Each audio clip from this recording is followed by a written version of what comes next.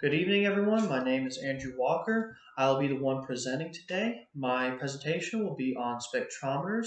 I will explain and explore them for you all, and I will give an in-depth analysis using my research on how they can be helpful with radiation protection, as well as giving a little background. Now, to start off with, I'm going to talk about a table of contents for this presentation. To start, I will talk about how spectrometers function. I will also go into detail about what optics, aberrations, and possible light sources can be for spectrometers. I will then discuss the creation of spectrometers and later improvements to spectrometers with a little more background.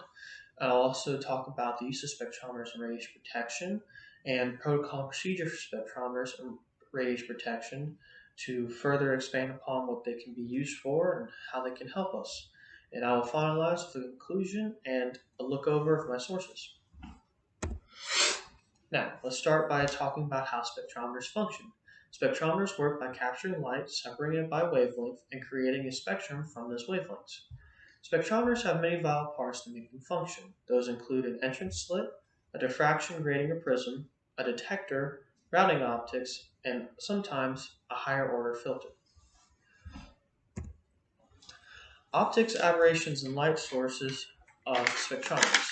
In this slide, I will discuss how spectrometers have many configurations and customizable options that can be used to get a variety of results.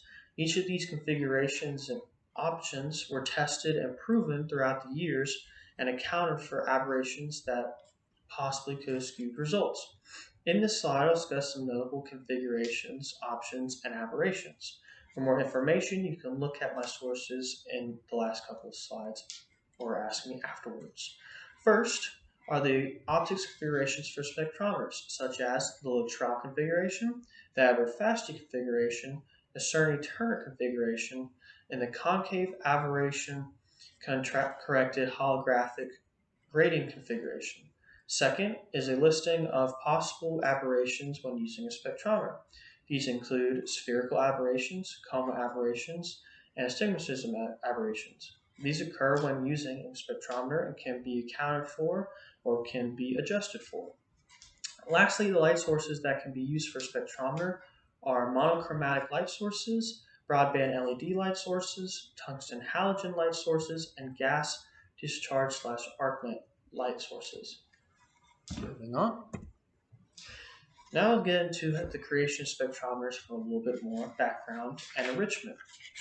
Now, Aristotle is credited with the first known theory of color. Despite that, his theory was widely held for 2,000 years, till Newton disproved it with his own. Aristotle's theory of color was that it was sent by God from heaven through celestial rays of light. So he suggested that all colors came from white and black, light and dark, also related them to four elements. These were water, fire, earth, and air. And similarly, Sir Isaac Newton is credited with the discovery of spectroscopy, although he based his experiments of the discovery of his peers. Those peers were Athanasius Kircher, John Merrick Marcy, Robert Boyle, and Francesco Maria Grimaldi. His theoretical explanation for color was optics. He described prism experiments that split white light into colored components, which he aptly named a spectrum. Later, the first spectrometer was created by William Hyde Wollaston by improving on Newton's model. He did so by adding a lens that focuses the sun's spectrum onto a screen. After noticing that his spectrum was missing sections of color, which were inconsistent, Wollaston claimed that these lines were natural boundaries between the colors. His assertion was later corrected by Joseph von Fraunhofer in 1815. Now, to expand on the history of spectrometers, we're going to go into some later improvements. Bunsen and Kirchhoff introduced spectroscopy as a laboratory method in 1860 and were the first to establish links between chemical elements and their unique spectral patterns. Later in 1912, the first spectrometer was created by J.J. Thomson, who is best known for his discovery of the electron in 1897. A mass spectrometer is a device that measures the mass and concentration of individual molecules of atoms by producing a spectrum. He used the mass spectrometer to uncover the first evidence for the existence of non-radioactive isotopes. Since its creation, mass spectrometers have become a vital and widely used tool for research that has over 100 years of history and scientific breakthroughs. All that usefulness comes to a head with how they can be used in radiation protection. Now, gamma spectrometers can be used to identify and quantify radionuclides by analyzing the gamma ray spectrum they produce.